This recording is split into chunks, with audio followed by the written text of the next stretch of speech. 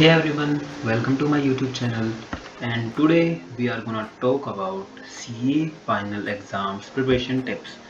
So as the time is passing and the exams are coming nearby, so we are gonna in the moments of self-doubt and self-realization that whether I can clear my exams, how I'll be able to clear my exams, how I will manage the subject, what if I fail.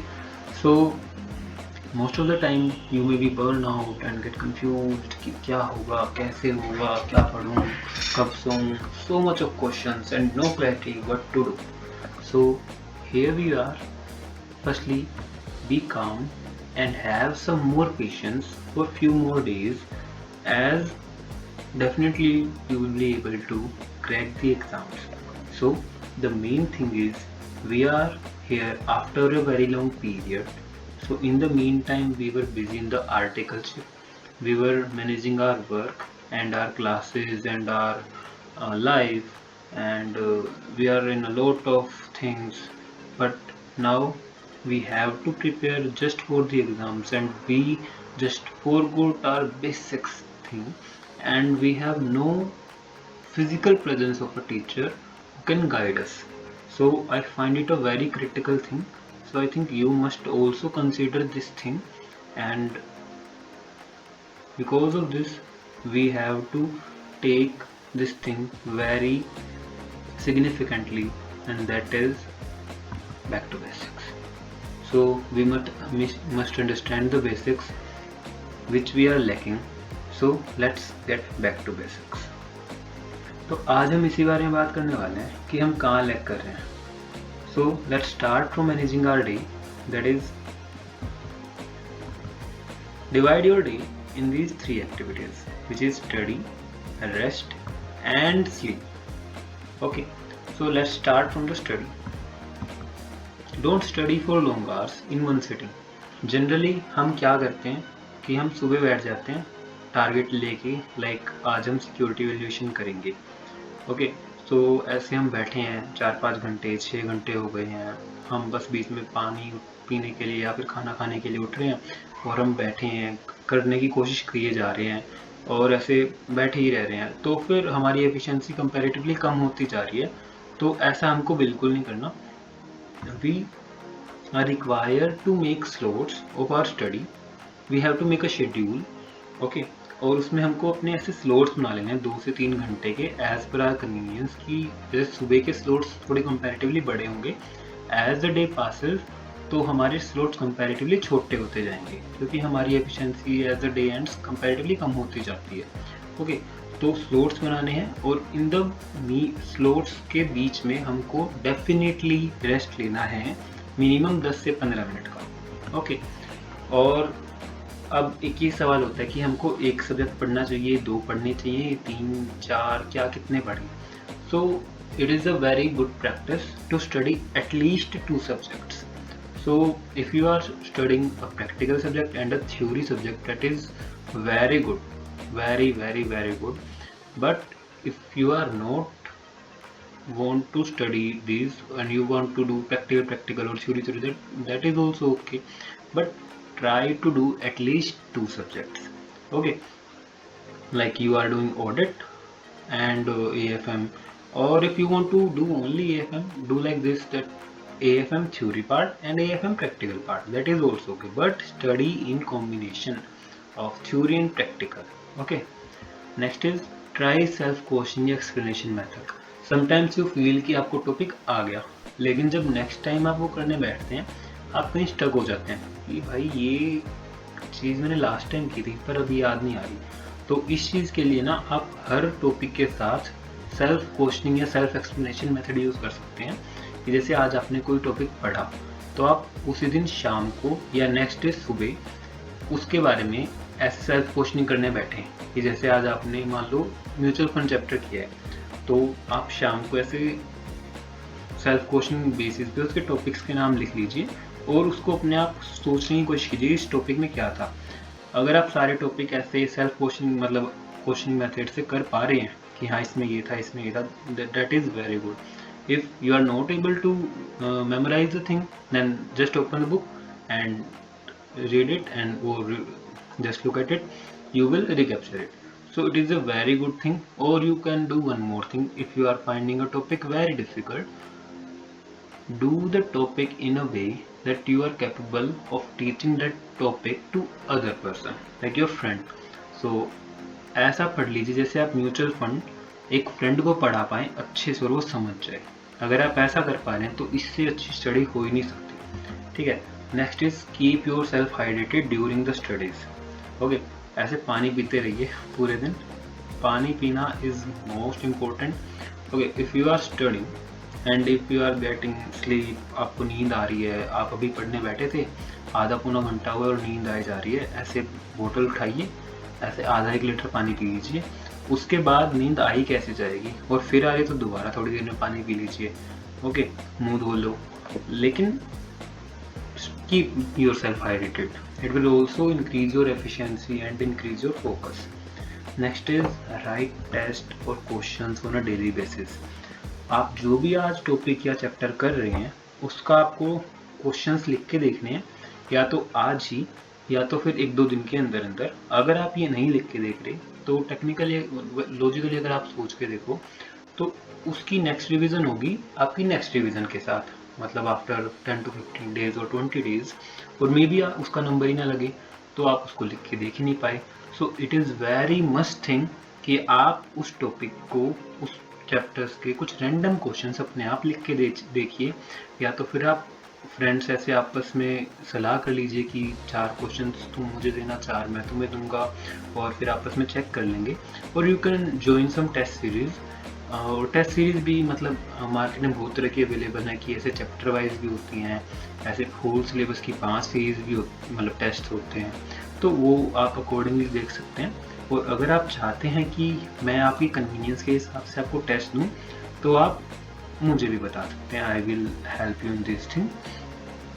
Next thing is rest. जब बच्चे पढ़ाई करते हैं finals की तो वे main thing भूल जाते हैं, दैट इज रेस्ट। वो रेस्ट करना ही छोड़ देते हैं, उनको लगता है कि रेस्ट करेंगे टाइम वेस्ट होगा। नहीं, ऐसा बिल्कुल भी नहीं है। Rest is the very critical thing. हम अगर 3 घंटे का या 2 घंटे का स्लॉट ले रहे हैं और 15 मिनट रेस्ट कर लें तो हमारी एफिशिएंसी ऑलमोस्ट स्टार्टिंग वाले फेज जैसी हो जाएगी। लेकिन अगर नहीं कर रहे तो फिर ऐसे गिरती चली जाएगी और एक पीरियड आएगा दिन का, उसके बाद हम पे काम ही नहीं करने का मन करेगा पूरे दिन में।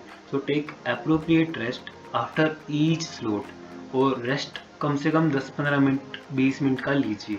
अगर आपको ज़्यादा का मन है आधे घंटे तक का ले सकते हैं आप हर स्लॉट के बाद। ओके, और रेस्ट भी आप ऐसे मतलब ले सकते हैं कि सुबह के स्लॉट में आप कम रेस्ट लीजिए और शाम को आते आते रेस्ट का पीरियड भी आप बढ़ा सकते हैं। ठीक है, और मान लो 2 स्लॉट के बाद आप थोड़ा ज़्यादा रेस्ट ले सकते हैं। 2 से 3 स्लॉट के बाद, जैसे सुबह आपने पढ़ना स्टार्ट किया 12-1 बज के, उसके बाद आपका लंच का भी टाइम है, तो उस टाइम आप लगभग मान लो 1 घंटे का ब्रेक ले लेना, खाना खा लो, उसके बाद आप नैप ले लेना एक। ओके, नैप ले सकते हैं, या तो फिर आप और कुछ भी कर सकते हैं अपने ब्रेक्स में। ओके, और one more thing, add these things in your rest phase, like physical win, mental win and spiritual win. अगर आप डेली इन 3 चीज़ों को प्रैक्टिस करने लग जाएंगे, you will be a totally different person in these 45 days। Physical win, mental win and spiritual win. Mental win तो आप कर ही रहे हैं पढ़ाई के साथ साथ, लेकिन आप फिजिकल एक्सरसाइज बिल्कुल बंद कर देते हैं, तो फिजिकल विन इज मस्ट। तो डेली आप 20 से 25 मिनट या तो कोई फिजिकल वर्कआउट करेंगे, और अगर आप फिजिकल वर्कआउट नहीं कर पा रहे हैं तो आप बस वॉक कर लीजिए कहीं भी, जैसे छत पे या बालकनी में या पार्क में जाके। तो do this. And for the spiritual win, do yoga, do it at least for 10 minutes. Do yoga और मेडिटेशन। अगर आपको लग रहा है कि आप मेडिटेशन नहीं कर सकते तो आप बहुत गलत हैं, आप कर सकते हैं। और अगर आप डेली के ये विन्स कर पा रहे हैं, योगा वो मेडिटेशन कर पा रहे हैं, फिजिकल एक्सरसाइज कर पा रहे हैं, और मेंटली तो आप कर ही रहे हैं, so it will add magic to your life. You will not believe what can happen in this phase. So do this. This is very important. Okay. And avoid social media in the breaks. Don't use social media, especially Instagram, YouTube Shorts, and these things, this will, you think that you will just watch 1 to 2 reels and whatever, but it will take your whole time. Instead you can watch podcasts if you want, but I will recommend, but don't use social media. Okay, you can listen to songs, yes, that can calm you, that can help you relax. Okay, you can take naps 15 to 20 minutes. Okay, the next most important thing is sleep. Take a good sleep of 6 to 8 hours as per your body. If your body is demanding less amount of sleep, then that is also okay. More sleep, make your schedule accordingly. Okay, but take a very good sleep. Don't think that you can just sleep for 2 to 3 hours and you will be okay. No, you are not required to sleep for these much hours. No, just take full good sleep. Okay, try to sleep on the same time. Okay, so firstly decide whether you are a morning person or a night person. तो कुछ लोग ऐसे कहते हैं कि सुबह उठो, शाम को टाइम से सो। नहीं, अभी मैं रिकमेंड करूँगा इन 1.5-2 महीने के लिए ये चीज़ भूल जाओ। आप सेल्फ एनालाइजेशन कीजिए कि आपको रात को पढ़ने में मज़ा आता है या सुबह पढ़ने में मज़ा आता है, आप किस टाइम अच्छे से पढ़ पाते हैं और किस टाइम अच्छे से सो पाते हैं। अपने आप को एनालाइज कीजिए, आपको पता होगा कि आप कब सोते हैं, कब क्या होता है। तो अपना शेड्यूल अपने अकॉर्डिंग बना लीजिए इन बस 2 महीनों के लिए। ओके, डोंट थिंक कि बॉडी पे क्या होगा, ये वो, उन सब के लिए बहुत टाइम आगे। बस ये 2 महीना आप एडजस्ट कर लो, ठीक है। अगर आपको लग रहा है कि रात को पढ़ाई होगी तो रात को ही पढ़ो। सुबह आपको लग रहा है ना 6-7 बजे, ना 6-7 बजे ही सो। घर पे बता दो मैं 7 बजे सोऊंगा, 6-7 घंटे की जो भी आपकी नींद है, 12-1 बजे उठूंगा तो वो चलेगा, ठीक है। और अगर आपको लग रहा है नहीं मैं सुबह ही सोऊंगा तो वो बेस्ट ही चीज़ है ही, ठीक है। तो अपना शेड्यूल अपने अकॉर्डिंग बनाओ। ये नहीं कि मेरा फ्रेंड ऐसे, नहीं, आपको अपने हिसाब से अपना शेड्यूल बनाना है और आप भी आज ही बनाएंगे, ठीक है, अपने हिसाब से। डोंट कि रात को सोना अच्छा है सुबह सोना बेकार, नहीं, ऐसा कुछ भी नहीं है फिलहाल, ठीक है। तो लेकिन ट्राई करना कि वो शेड्यूल ऐसे मेंटेन रहे, ठीक है। वो ऐसे भी रहना कि जब पेपर आएंगे तो पेपर में मैं इस चीज़ को कैसे मैनेज करूँगा, ठीक है। ओके, तो एक और इम्पोर्टेंट चीज़, जब आप डेली सोने जा रहे हैं रात को या फिर जिस भी टाइम, सोने से 15-20 मिनट पहले एक अपना टाइम निकालिए। उसमें आप अपने दिन का क्विक रिकैप कीजिए कि आज मैंने क्या किया, कहाँ टाइम वेस्ट हुआ, क्या मैं और कर सकता था। उसके बेसिस पे अपना नेक्स्ट डे प्लान कीजिए। एक टाइम टेबल बना लेना कि ऐसे 6 से 8 में ये करूँगा, 8 से 15 मेरा ब्रेक है। तो ऐसा डेली बनाना रात को सोने से पहले। Okay, so quick time table of the next day. ये मुश्किल से 10 से 15 मिनट लगेंगी आपकी डेली की, बट आपको नेक्स्ट डे पता होगा कि मुझे क्या करना है। ये नहीं कि अभी मैं सोचूंगा अभी क्या उठाऊँ, अच्छा चलो आज ये कर लेता हूँ, नहीं आज ये नहीं। आपको सुबह उठने से पहले ही पता होगा कि आपको करना क्या है। तो आप मेंटली अपने आप को प्रिपेयर कर लो एक रात पहले ही, और सबकॉन्शियसली वो चीज़ प्रोसेस होती रहेगी पूरी रात। और जब नेक्स्ट डे होगा तो आप ऑटोमेटिकली अपने आप को एक अच्छा पुश दे पाओगे। So this is a very basic thing we must focus on. So एक चीज़ और माइंड में रखना, इट्स नेवर टू लेट। अभी टाइम है जो है, और अगर आपको लग रहा है कि हम लेटर नहीं, अभी 45 डेज हैं, even if you are preparing for 1 group और 4 group, you have a lot of time. You are not required to score 100%, you just need 50%. So if you are able to cover or do 60%, take 10% margin, you can easily crack your exams. But don't take so much pressure. Give proper time to your studies, rest and sleep, and everything will be fine. Don't just think too much of the exams, your friends, nothing. Just isolate yourself with your family, just talk to only them or 1 to 2 friends who just motivates you. Okay, and leave everything else, and believe me, it's never too late. मैंने भी last के 1.5 से 2 month में ही काम किया था और मैं बहुत क्लियर कर पाया हूँ, इसलिए मैं आपको ये चीज़ कह रहा हूँ। तो अभी सही में हद से ज़्यादा टाइम है, और आज आपके पास आने वाले कल से ऑब्वियसली ज़्यादा टाइम है। तो do it now, do it today. You have still 45 days left, 45 Okay, that's a very much days, that's a lot of days. Okay, so that's it, but start today and not today, start now. यही time है अभी अपना schedule बनाना अपना पूरे दिन का, और start working on it, and do like, do subscribe, and also share it with all your friends of CA finals